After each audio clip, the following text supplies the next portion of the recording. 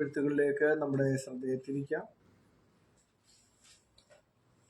ഇന്നത്തെ ചിന്തയ്ക്കായിട്ട് നമുക്ക് ഒരു വചനഭാഗം വായിക്കാം.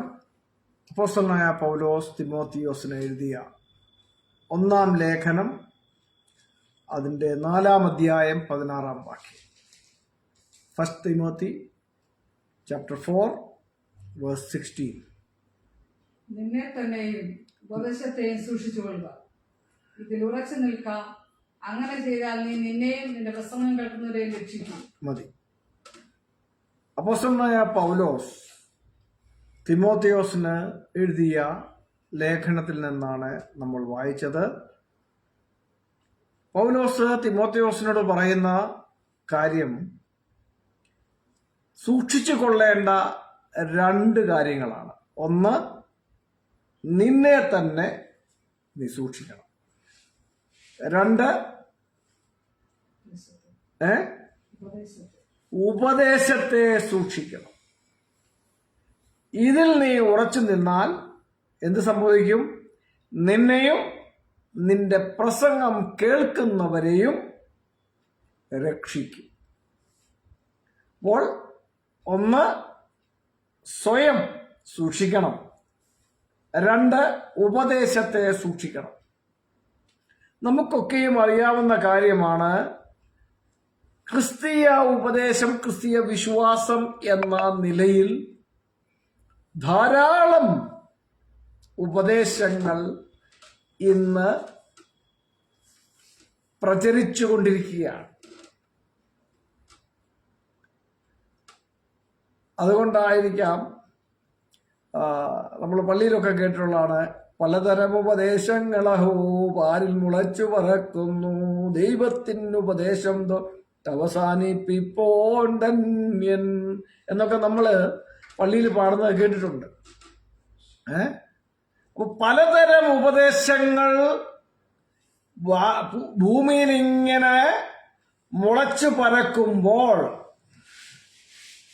നമുക്ക് ചെയ്യുവാനുള്ളത് ദൈവത്തിന്റെ ഉപദേശം അതിൽ തുടങ്ങി അതിൽ അവസാനിക്കുന്ന സൂക്ഷ്മത നമ്മുടെ ഓരോരുത്തരുടെയും ജീവിതങ്ങളിൽ ഉണ്ടാകുക എന്നുള്ളതാണ്. അതാണ് നിന്നെ തന്നെയും ഉപദേശത്തെയും സൂക്ഷിച്ചുകൊള്ളുക. നീ അങ്ങനെ ചെയ്താൽ നീ നിന്നെയും നിന്റെ ഉപദേശം കേൾക്കുന്നവനെയും രക്ഷിക്കും എന്നാണ് പൗലോസ് ശ്ലീഹ പറയുന്നത്. അപ്പോൾ ലോകത്ത് മനുഷ്യന് തോന്നിയതുപോലെ പലതരത്തിലുള്ള ഉപദേശങ്ങൾ ഇന്ന് പ്രചരിപ്പിച്ചുകൊണ്ടിരിക്കുകയാണ്. അപ്പോൾ ഉപദേശത്തിൽ തെറ്റിപ്പോകാതിരിക്കണമെങ്കിൽ ഒരു ക്രിസ്തീയ വിശ്വാസി ചെയ്യേണ്ടത് എന്താണ്? ക്രിസ്തുവിന്റെ ഉപദേശത്തിൽ നിലനിൽക്കുക. നിന്നെ തന്നെ നീ ക്രിസ്തുവിന്റെ ഉപദേശത്തിലാണോ നിർത്തിയിരിക്കുന്നതെന്ന് സ്വയം പരിശോധന നടത്തുക. നീ ക്രിസ്തുവിന്റെ ഉപദേശത്തിലാണ് നിലനിൽക്കുന്നതെങ്കിൽ ആ ഉപദേശത്തിൽ നിലനിന്നുകൊണ്ട് നീ ക്രിസ്തുവിന്റെ ഉപദേശമാണ് പ്രചരിപ്പിക്കുന്നതെങ്കിൽ നിന്റെ പ്രസംഗം കേൾക്കുന്നവരെയും നിനക്ക് രക്ഷിക്കുവാൻ കഴിയും എന്നുള്ളതാണ് പൗലോസ് ശ്ലീഹ എടുത്തു പറയുന്നത്. അപ്പോൾ first of all, remain in the teachings of Christ, in the doctrine of Christ. അതുകൊണ്ടാണ് യോഹന്നാൻ അപ്പോസ്തലൻ ലേഖനം എഴുതുമ്പോൾ, 2-ാം ലേഖനത്തിന്റെ ഒരധ്യായമേ ഉള്ളത് നമുക്ക് എല്ലാവർക്കും അറിയാം. യോഹന്നാന്റെ 2-ാം ലേഖനം അതിന്റെ 9-10 വാക്യങ്ങളിലേക്ക് വരുമ്പോൾ യോഹന്നാൻ അപ്പോസ്തലൻ എടുത്തു പറയുന്ന ഒരു കാര്യമുണ്ട്. വായിച്ചത്, ക്രിസ്തുവിന്റെ ഉപദേശത്തിൽ നിലനിൽക്കാതെ അതിൽ കടന്നു പോകുന്ന ഒരുത്തരും ദൈവമില്ല. അപ്പൊ ദൈവമുള്ളവനാകണമെങ്കിൽ എന്തു ചെയ്യണമെന്നാണ് യോഹന്നാൻ അപ്പോസ്തലൻ പറയുന്നത്? ക്രിസ്തുവിന്റെ ഉപദേശത്തിൽ നിലനിൽക്കണം. അപ്പോൾ ക്രിസ്തുവിന്റെ ഉപദേശത്തിൽ നിലനിൽക്കാതെ അതിൽ കടന്നു പോകുന്ന ഒരുത്തരും ദൈവമില്ല. അപ്പോൾ ഉപദേശത്തെ സൂക്ഷിക്കുക, നിന്നെ തന്നെ സൂക്ഷിക്കുക. നീ നിൽക്കുന്നത് ക്രിസ്തുവിന്റെ ഉപദേശത്തിലാണോ എന്ന് പരിശോധിച്ച് ഉറപ്പുവരുത്തുക. സ്വയം പരിശോധന നടത്തി ഉപദേശത്തെ ക്രിസ്തുവിന്റെ ഉപദേശത്തോട് യോജിക്കുന്നതാണോ എന്ന് പരിശോധിക്കുന്നത് വളരെ ആവശ്യമാണ്.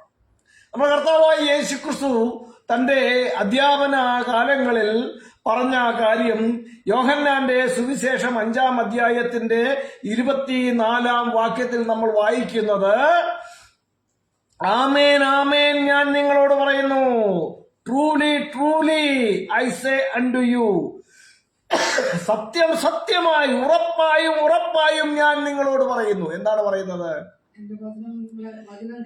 എന്റെ വചനം കേട്ട് എന്നെ അയച്ചവനിൽ വിശ്വസിക്കുന്നവന് നിത്യജീവനുണ്ട്. നാട്ടുകാർക്ക് തോന്നുന്ന ഉപദേശങ്ങൾ മുട്ടിന് മുഴത്തിന് 3000 ഓരോരുത്തരും തോന്നിയതുപോലെ ഉപദേശങ്ങൾ ഉണ്ടാക്കി അവർ ഈ ഭൂമിയിൽ ഇങ്ങനെ മനുഷ്യരെ വഞ്ചിച്ചു കൊണ്ടിരിക്കുമ്പോൾ ക്രിസ്തുവിന്റെ ഉപദേശത്തിൽ നിലനിന്നാൽ, നീ നിന്നെ തന്നെ സൂക്ഷിച്ചാൽ, നിന്റെ ഉപദേശം ക്രിസ്തുവിന്റെ ഉപദേശത്തോടെ ഏകീഭവിക്കുന്നതായാൽ നീ നിന്നെ തന്നെയും നിന്റെ പ്രസംഗം കേൾക്കുന്നവനെയും രക്ഷിക്കുമെന്ന് പൗലോസ്ലീഹ പറയുന്നത് വെറുതെ പറഞ്ഞതല്ല പ്രിയരെ, വെറുതെ പറഞ്ഞതല്ല. യേശുക്രിസ്തു പറഞ്ഞത്, എന്റെ വചനം കേട്ട് എന്നെ അയച്ചവനിൽ വിശ്വസിക്കുന്നവന് നിത്യജീവനുണ്ട്. നാട്ടുകാർ പലരും പഠിപ്പിക്കുന്ന ഉപദേശം അനുസരിച്ച് യേശുക്രിസ്തുവിനെ അയച്ച ഒരുത്തൻ ഇല്ലെന്നാണ് അവർ പഠിപ്പിക്കുന്നത്. പ്രത്യേക പെന്തക്കോസ്തുകാരെന്ന് പറയുന്ന ഒരു സമൂഹമുണ്ട്. അത് പലരും അവർക്കൊക്കെ അന്നരം തോന്നുന്നതാണ് പറയുന്നത്. അവർക്ക് തോന്നുന്നത് അവരുടെ ഉപദേശം. ഓരോരുത്തരും വരുമ്പോൾ അവർക്ക് തോന്നുന്നതാണ് അവരുടെ ഉപദേശം. അതുകൊണ്ട് നമ്മൾ മനസ്സിലാക്കണം, യേശുക്രിസ്തു പറഞ്ഞ വചനങ്ങളിൽ നിലനിൽക്കുകയും യേശുക്രിസ്തുവിനെ അയച്ചവനിൽ വിശ്വസിക്കുകയും ചെയ്യേണ്ടത് വളരെ ആവശ്യമാണ്.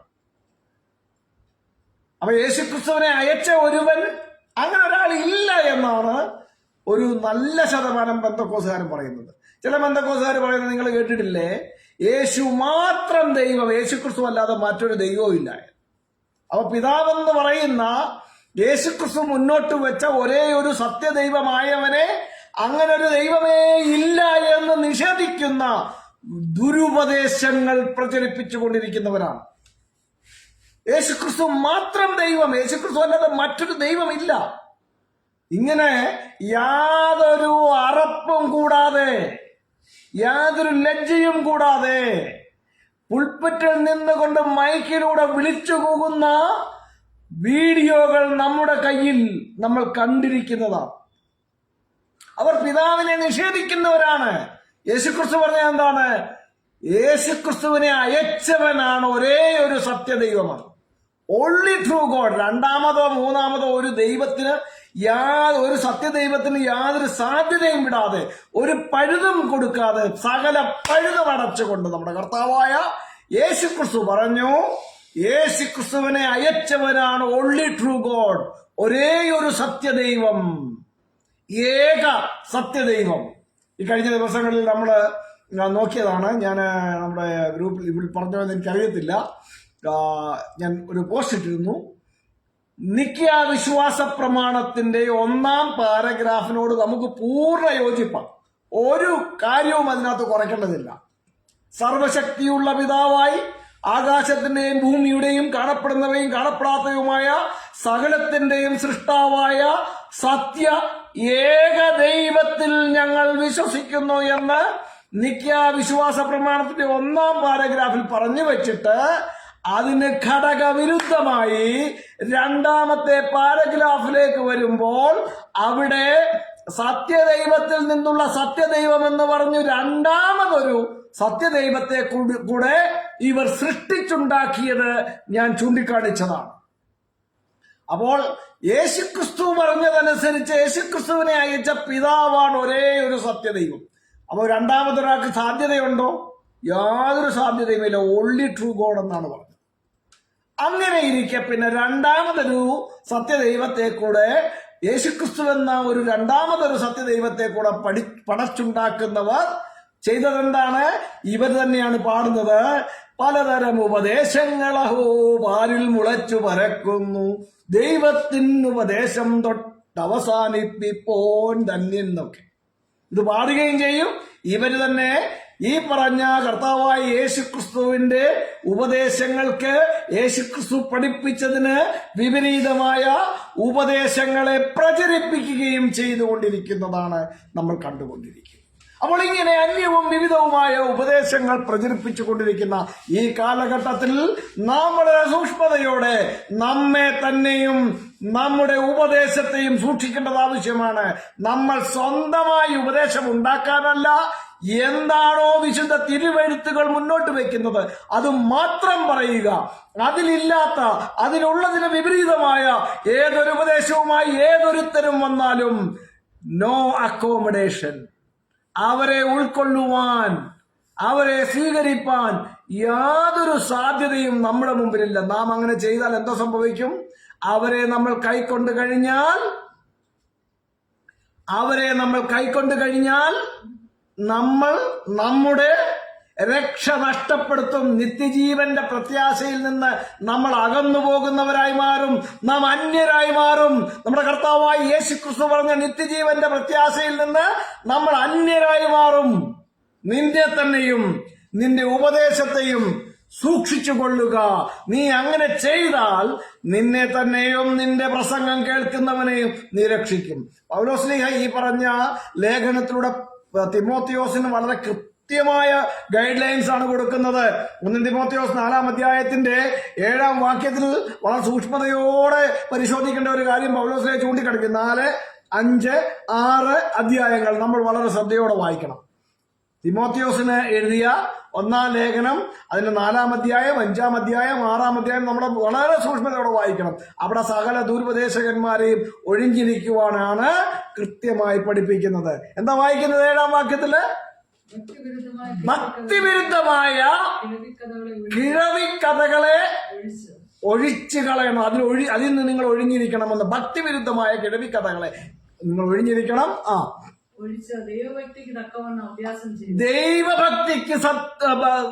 ദൈവഭക്തിക്ക് ഒത്തവണ്ണം നമ്മൾ അഭ്യാസം ചെയ്യുന്നവരാകണം. നമ്മുടെ ഡെയിലി എക്സസൈസ് എന്ത് വേണം? ദൈവഭക്തിക്കൊത്ത എക്സസൈസ് പ്രാക്ടീസ് ചെയ്യുന്നവരാകണമെന്ന്. ഇനി താഴോട്ട് വരുമ്പോഴ് നമ്മൾ വീണ്ടും വായിക്കുന്നത് അടുത്ത അധ്യായത്തിലേക്ക് പോയി കഴിഞ്ഞാല് 6-ാം അധ്യായത്തിലോട്ടൊന്ന് വന്നേ. 6-ാം അധ്യായത്തിന്റെ 3-ാം വാക്യം വായിച്ച്. 1 തിമോത്തിയോസ്. നമ്മുടെ കർത്താവായ യേശുക്രിസ്തുവിന്റെ പത്യവചനവും ഭക്തിക്കൊത്ത ഉപദേശവും അനുസരിക്കാതെ അന്യത ഉപദേശിക്കുന്നവൻ ഒന്നും തിരിച്ചറിയാതെ തർക്കത്തിനെയും വാഗ്വാദത്തിനെയും ഭ്രാന്ത് പിടിച്ച് ചീർത്തിരിക്കുന്നു. അതുകൊണ്ട് എന്റെ പ്രിയരെ, കൂട്ടിച്ചേർക്കാൻ പോകരുത്. നമ്മുടെ കർത്താവായ യേശുക്രിസ്തു എന്തു പറഞ്ഞോ അതിനെ സ്വീകരിക്കുക. അതിനോട് കൂട്ടാനും കുറയ്ക്കാനും നടക്കരുത്. നമ്മുടെ കയ്യിൽ ഒന്നും വിടണ്ട. ഏതൊരു ഉപദേശവുമായി വന്നാലും നമ്മൾ സ്വന്തം വ്യാഖ്യാനങ്ങൾ കൊടുക്കേണ്ട കാര്യമില്ല. നമ്മൾ അവര് പറയുന്ന വാക്യത്തിന് വിശദീകരണം കൊടുക്കേണ്ട ആവശ്യമില്ല. അവർക്ക് പറയാനുള്ളത് അവർ പറയട്ടെ. പറഞ്ഞു കഴിയുമ്പോൾ അവരോട് ചോദിക്കണം, നിങ്ങൾ ഈ പറഞ്ഞത് തിരുവെഴുത്തിൽ എവിടെ എഴുതിയിരിക്കുന്നതെന്ന്. ഡിഫൻഷൻ അത്ര മാത്രമേ ഉള്ളൂ. നമ്മൾ ഡിഫെൻഡ് ചെയ്തുകൊണ്ടിരിക്കുകയാണ്. എന്തിനെ ഡിഫെൻഡ് ചെയ്യാണ്? നമ്മുടെ കർത്താവായ യേശുക്രിസ്തുവിന്റെ പത്യവചനവും ഭക്തിക്കൊത്ത ഉപദേശവും അനുസരിക്കാത്ത അന്യതാ ഉപദേശവുമായി വരുന്നവരുടെ ഉപദേശത്തെ നമ്മൾ ഡിഫെൻഡ് ചെയ്യുകയാണ്. നിങ്ങൾ പറഞ്ഞത് തിരുവെഴുത്തിലുണ്ടെങ്കിൽ വാക്യം കാണിച്ചോളൂ സുഹൃത്തെ, സ്വീകരിക്കാൻ നമുക്ക് ഒരു മടിയുമില്ല. തിരുവെഴുത്തിലുണ്ടോ? നിങ്ങളുടെ വ്യാഖ്യാന ഫാക്ടറിയുടെ ഉൽപ്പന്നം കൊണ്ട് വരല്ലേ, നിങ്ങളുടെ സെൽഫ് കുക്ക്ഡ് ആയിട്ടുള്ള സാധനം കൊണ്ട് വരല്ലേ. വന്നാൽ ഞങ്ങൾ തെളിവ് ചോദിക്കും. ഞങ്ങൾ ഒന്നും സ്വന്തമായിട്ട് കുക്ക് ചെയ്യുന്നില്ല. ഞങ്ങൾ സ്വന്തമായിട്ട് ഒരു ഉപദേശവുമില്ല. ഉപദേശം ആരുടെ ഉപദേശമാണ്? നമ്മുടെ കർത്താവായ യേശുക്രിസ്തുവിന്റെ പത്യവചനവും ഭക്തിക്കൊത്ത ഉപദേശവും അല്ലാതെ ഞങ്ങളുടെ കയ്യിൽ നിന്ന് ഒരു ഉപദേശവും ഞങ്ങൾക്ക് അങ്ങോട്ട് വെച്ച് തരാനില്ല സുഹൃത്തെ. യേശുക്രിസ്തുവിനെ അയച്ച പിതാവാണ് ഒരേ ഒരു സത്യദൈവം അറിയണമെന്ന് വിശുദ്ധ തിരുവെഴുത്തില് യോഹന്നാൻ എഴുതിയ സുവിശേഷം 17-ാം അധ്യായത്തിന്റെ 3-ാം വാക്യത്തിൽ വെളിപ്പായുള്ളപ്പോ ഞങ്ങൾ എന്തിനാ കൈ നീടേണ്ടത്? ഇനി അതിന് വിപരീതമായി 2 പേരോ 3 പേരോ ആണ് ദൈവമെന്ന് ബൈബിളിൽ എവിടെങ്കിലും എഴുതിയിട്ടുണ്ടെങ്കിൽ പോരെ ഞങ്ങൾക്കതിനെ പുനഃപരിശോധിക്കേണ്ടത്? അങ്ങനെ ഒരിടത്തും എഴുതിയിട്ടില്ല. അതുകൊണ്ട് നമ്മുടെ കർത്താവായ യേശുക്രിസ്തുവിന്റെ പത്യവചനവും ഭക്തിക്കൊത്ത ഉപദേശവും അനുസരിക്കാതെ അന്യത ഉപദേശിക്കുന്നവർ, അവരെ കുറിച്ച് തിമോത്തിയോസിന് പൗലോസ് ശ്ലീഹ വളരെ കൃത്യതയോടുകൂടി ബുദ്ധി ഉപദേശിച്ചു കൊടുക്കുകയാണ്. അവരെന്താണ്? അവർക്കൊന്നും തിരിച്ചറിയാൻ കഴിയുന്നില്ലെന്നേ. അവർക്ക് ഒന്നും തിരിച്ചറിയാൻ കഴിയുന്നില്ല. പിന്നെ അവർ തർക്കത്തിന്റെയും വാഗ്വാദത്തിന്റെയും ഭ്രാന്ത് പിടിച്ച് ചീർത്തിരിക്കുന്നവരാണ്. ഇവരുടെ ഈ തരം ഉപദേശം കൊണ്ടാണ് അസൂയ, ശണ്ട, ദൂഷണം, ദുസംശയം, ദുർബുദ്ധികളും സത്യത്യാഗികളുമായ മനുഷ്യരുടെ വ്യർത്ഥവാദം എന്നിവ ഉളവാകുന്നത്. നിങ്ങൾ ശ്രദ്ധിച്ചിട്ടില്ലേ? നമ്മുടെ തിരുവെഴുത്തിലെ സത്യങ്ങളെ പറയുമ്പോൾ ഇവർ ആശയപരമായിട്ടല്ല, തിരുവെഴുത്തുകൾ കൊണ്ട് അതിനെ ഖണ്ഡിക്കാനല്ല, വ്യക്തിപരമായി ആക്രമിക്കാനും അവഹേളിക്കാനും പ്രകോപനം ഉണ്ടാക്കാനും വരുന്നവരെയാണ് നമ്മൾ കാണുന്നത്. നമ്മൾ എവിടെയെങ്കിലും കണ്ടിട്ടുണ്ടോ നമ്മൾ എഴുതുന്ന, നമ്മൾ പ്രചരിപ്പിക്കുന്ന വിശുദ്ധ തിരുവെഴുത്തിലെ സത്യങ്ങളുടെ മുമ്പിൽ നേർക്ക് നേരെ വന്ന് അതിനെ ഖണ്ഡിക്കാൻ എന്തെങ്കിലും കൊണ്ടുവരുന്നത് കണ്ടിട്ടുണ്ടോ? കാണത്തില്ല. എന്താ ഉള്ളത്? നമ്മളെ വ്യക്തിപരമായി ആക്രമിക്കാനും അവഹേളിക്കാനും നമ്മളറിയാത്ത ഏതെങ്കിലും തൊഴുത്തിൽ കൊണ്ടുപോയി നമ്മളെ കെട്ടാനും ശ്രമിക്കുന്ന പലരെയും നമ്മൾ ദൈനംദിന ജീവിതത്തിൽ കണ്ടുകൊണ്ടിരിക്കുക. നമ്മൾ വിശുദ്ധ തിരുവെഴുത്തിലെ ഉപദേശങ്ങളെ ചൂണ്ടിക്കാണിക്കുമ്പം എനിക്കറിയത്തില്ല യഹോവ സാക്ഷി എന്ന് പറഞ്ഞാൽ എന്താ സംഭവം എന്ന് എനിക്കറിയത്തില്ല കേട്ടോ. ഞാൻ ഉള്ള കാര്യം പറയും, എനിക്കറിയത്തില്ല യഹോവ സാക്ഷി എന്ന് പറഞ്ഞാൽ എന്തുവാന്ന് എനിക്കറിയത്തില്ല. എന്നെ ചിലരൊക്കെ യഹോവ സാക്ഷിയാണോ എന്ന് ചോദിക്കും. ഞാൻ ചോദിക്കും അതെന്തുവാ സംഭവം? ഈ ചോദിക്കുന്നവർ അതെന്താണെന്നൊന്ന് പറഞ്ഞു തരണ്ടേ എനിക്ക്. യഹോവ സാക്ഷി എന്ന് പറഞ്ഞാൽ എന്തുവാന്ന് അത് പറഞ്ഞു തരാൻ അവർക്കറിയത്തില്ല. യേശുക്രിസ്തു പറഞ്ഞതായ വചനങ്ങളെ ചൂണ്ടിക്കാണിച്ച ഉടനെ യഹോവ സാക്ഷിയാണോ എന്ന് ചോദിക്കുന്നത് എന്തോ ചോദ്യമാണ്. ഈ യഹോവ സാക്ഷി എന്ന് പറഞ്ഞാൽ എന്താണെന്ന് അപ്പൊ ഈ ചോദിക്കുന്നത് നമുക്ക് പറഞ്ഞു തരണം. I am not known to that. അതാ എനിക്ക് അവരോട് പറയാനുള്ളത്. നിങ്ങൾ വിശദീകരിച്ചു തരൂ എന്താ യഹോവ സാക്ഷി എന്ന് പറഞ്ഞാൽ. ഞാനായിട്ട് ഇതിനെക്കുറിച്ച് സംസാരിക്കത്തില്ല. അപ്പൊ ഇങ്ങനെ നമ്മൾ കാണുന്നത് ആശയപരമായ ഒരു നേരിടലല്ല, നമ്മൾ കാണുന്നത് വ്യക്തിപരമായ ആക്രമണങ്ങളും വ്യക്തിപരമായ അവഹേളനങ്ങളും പ്രകോപനങ്ങളും ഉണ്ടാക്കാൻ ശ്രമിക്കും. അതാണ് പൗലോസ് പറഞ്ഞത്. നമ്മുടെ കർത്താവായ യേശുക്രിസ്തുവിന്റെ പത്യവചനവും ഭക്തിക്കൊത്ത ഉപദേശവും അനുസരിക്കാതെ അന്യത ഉപദേശിക്കുന്നവർ, ഒന്നും തിരിച്ചറിയാതെ തർക്കത്തിന്റെയും വാഗ്വാദത്തിന്റെയും ഭ്രാന്ത് പിടിച്ച് തീർത്തിരിക്കുന്നു. അവയാൽ അസൂയ, ശണ്ട, ദൂഷണം, ദുസംശയം, ദുർബുദ്ധികളും സത്യത്യാഗികളുമായ മനുഷ്യരുടെ വ്യർത്ഥവാദം എന്നിവ ഉളവാകുന്നു. അവർ ദൈവഭക്തി ആദായ സൂത്രം എന്ന് വിചാരിക്കും. ഇവർക്ക് ഇവരുടെ ആദായം കിട്ടുന്ന പരിപാടിക്ക് വിഘ്നം സംഭവിക്കുന്നതിനുള്ള ഭയം കൊണ്ടാണ് ഇവർ വ്യക്തിപരമായി ആക്രമിക്കാൻ വരുന്നത്, ഇവർക്ക് ആശയപരമായി നേരിടുവാൻ കഴിയാത്തത്. വിശുദ്ധ തിരുവെഴുത്ത് വളരെ വെടിപ്പായി പറയുന്നുണ്ട്. നമ്മൾ ഹോൾഡ് ചെയ്യുന്ന വിശ്വാസം നമ്മുടെ കയ്യിൽ നിന്നൊന്നും വിട്ട് ഒരു വ്യാഖ്യാന ഫാക്ടറിയുടെയും ഒരു ഉൽപ്പന്നത്തിന്റെയും ആവശ്യമില്ല. ഇതൊന്ന് വിശദീകരിച്ച് എന്ന് പറഞ്ഞ ആരെങ്കിലും വന്ന സുഹൃത്തെ നിങ്ങൾക്ക് എന്താണ് സ്ഥാപിക്കാനുള്ളതെന്ന് വെച്ചാൽ നിങ്ങൾ അതിന് സ്ഥാപിച്ച് കാണിക്കുക, അത് കഴിഞ്ഞ് ഞങ്ങൾ അതിനോട് റെസ്പോണ്ട് ചെയ്യാമെന്ന് മാത്രമേ നമുക്ക് പറയാൻ. ബൈബിൾ തെളിവായി പറയാത്ത ഒരു കാര്യങ്ങളും നമ്മൾ കയ്യിൽ നിന്നിട്ട് പറയത്തില്ല, പറയാൻ പോകരുത്. ബൈബിൾ തെളിവായി പറയാത്ത ഒരു കാര്യവും നമ്മുടെ വീട്ടിൽ നിന്ന് കൊണ്ടുവന്ന് ആർക്കും അങ്ങോട്ട് കൊടുക്കേണ്ട കാര്യമില്ല, അതിന്റെ ആവശ്യമേ ഇല്ല. എന്തുണ്ട് തിരുവെഴുത്തിൽ തെളിവോടെ എഴുതിയിരിക്കും, അത് മാത്രം മതി. ഇനി തെളിവില്ലാത്ത എന്തെങ്കിലും ഉണ്ടെങ്കിലോ നമ്മുടെ ഉത്തരവാദിത്തമാണോ തെളിവുണ്ടാക്കേണ്ടത്? നമ്മുടെ ഉത്തരവാദിത്തമല്ല. എന്താണ് നമ്മൾ വായിക്കുന്നത്? ആവർത്തന പുസ്തകത്തിലല്ലേ വായിക്കുന്നത്? 29-ാം അധ്യായത്തിന്റെ 29-ാം വാക്യം, 28-29 വാക്യം. ആവർത്തന പുസ്തകം 29-ാം അധ്യായത്തിന്റെ 29 എടുത്തേ.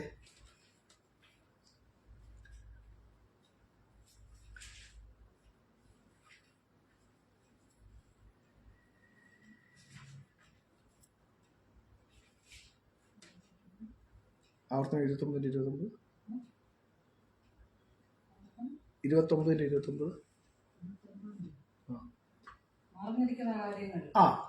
ആവർത്തനം 29-29 വായിക്കുന്നത്. മറഞ്ഞിരിക്കുന്ന കാര്യങ്ങൾ നമ്മുടെ ദൈവമായ യഹോവയ്ക്കുള്ളതല്ലോ,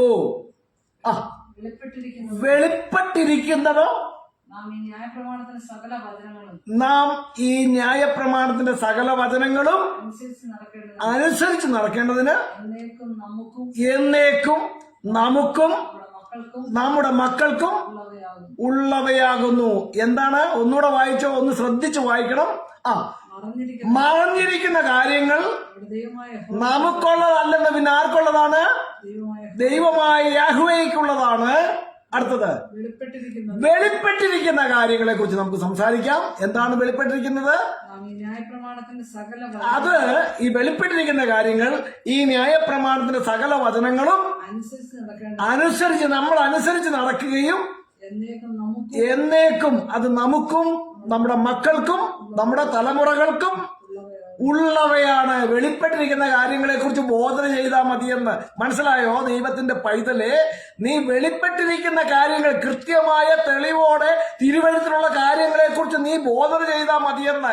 രഹസ്യമായിരിക്കുന്ന മറഞ്ഞിരിക്കുന്ന കാര്യങ്ങള് നിന്റെ സ്വന്തം ഫാക്ടറിയിൽ നിന്ന് ഉണ്ടാക്കിയിട്ട് ഒരുത്തനും നീ വിശദീകരണം കൊടുക്കേണ്ട ആവശ്യമില്ലെന്ന്. അതിന്റെ ഉത്തരവാദി ആരാണ്? അത് ദൈവമായ യാഹ്വേയാണ്. അദ്ദേഹം നോക്കിക്കൊള്ളും. അത് പറഞ്ഞ് പണ്ഡിതനാകേണ്ട ആവശ്യം നമുക്കാർക്കുമില്ല. തിരുവെഴുത്ത് എന്ത് തെളിവോടെ പറയുന്നുവോ അത് വിശ്വസിക്കുക. വിശുദ്ധ തിരുവെഴുത്ത് തെളിവോടെ പറയുന്നു. നമ്മുടെ കർത്താവായ യേശുക്രിസ്തുവിന്റെ പത്യവചനം വളരെ കൃത്യമായി പറയുന്നു. യേശുക്രിസ്തുവിനെ അയച്ചവനാണ് ഒരേ ഒരു സത്യദൈവം. അതിനെതിരെ ഏതൊരുത്തൻ വന്നാലും no way, we are not going to accept it. We are not going to accommodate such false teachings. തിമോത്തിയോസിന് പൗലോസ് ലീഹ പറഞ്ഞ വാക്യം നമ്മൾ ഒന്നുകൂടി വായിച്ച് അവസാനിപ്പിക്കുകയാണ്. 1 തിമോത്തിയോസ് 4:16. നിന്നെ തന്നെയും ഉപദേശത്തെയും സൂക്ഷിച്ചു കൊള്ളുക, അതിൽ ഉറച്ചു നിൽക്കുക.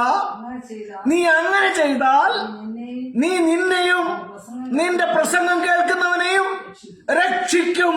ദൈവത്തിന്റെ പൈതലെ, നീ നിന്നെ തന്നെയും നിന്റെ ഉപദേശത്തെയും സൂക്ഷിച്ചു കൊള്ളുക. നീ അങ്ങനെ ചെയ്താൽ നിന്നെ തന്നെയും നിന്റെ പ്രസംഗം കേൾക്കുന്നവരെയും രക്ഷിക്കും. ആയതിനായി ചെയ്യേണ്ടത് ക്രിസ്തുവിന്റെ ഉപദേശത്തിൽ നിലനിൽക്കുക, അതിൽ വിട്ടുപോകാതെ അതിൽ തന്നെ റിമെയിൻ ചെയ്യുക. നീ നിന്നെ തന്നെയും നിന്റെ ഉപദേശം കേൾക്കുന്നവനെയും രക്ഷിക്കും. സ്വന്തം ഉപദേശം ഉണ്ടാക്കണ്ട. തിരുവെഴുത്ത് തെളിവോടെ പറയുന്നത് മാത്രം മതി. കയ്യിൽ നിന്നിട്ട് പറയേണ്ട കാര്യമില്ല. നാം നമ്മെയും നമ്മുടെ ഉപദേശം കേൾക്കുന്നവർ, നമ്മുടെ പ്രസംഗം കേൾക്കുന്നവരെയും രക്ഷിക്കുവാൻ മതിയായ തിരുവെഴുത്തിലെ തെളിവുള്ള വചനങ്ങൾ മാത്രം മുന്നോട്ട് വെച്ച് മുന്നോട്ട് പോകുക, അതിലുറച്ചു നിൽക്കുക. നിത്യജീവന്റെ പ്രത്യാശയെ മുറുകെ പിടിച്ചുകൊണ്ട് നിത്യജീവങ്കിലേക്ക്, നമ്മുടെ കർത്താവായ യേശുക്രിസ്തു വാഗ്ദത്തം ചെയ്ത നിത്യജീവങ്കിലേക്കുള്ള നമ്മുടെ യാത്ര ഉറച്ച ചുവടോടെ നയിച്ചുകൊണ്ട് മുന്നേറുവാൻ തക്കവണ്ണം സർവശക്തനായ ദൈവം നമ്മെ ഇവരെയും സഹായിക്കട്ടെ. വിശുദ്ധ തിരുവെഴുത്തുകൾക്ക് മുമ്പിൽ നമ്മെ തന്നെ സമർപ്പിച്ച് നമ്മളെല്ലാവരും പ്രാർത്ഥനയോടുകൂടിയായിരിക്കുമ്പോൾ നമ്മുടെ തോമസ് കുട്ടിയ ചായൻ ശബ്ദമുയർത്തി പ്രാർത്ഥിക്കും. Praise God.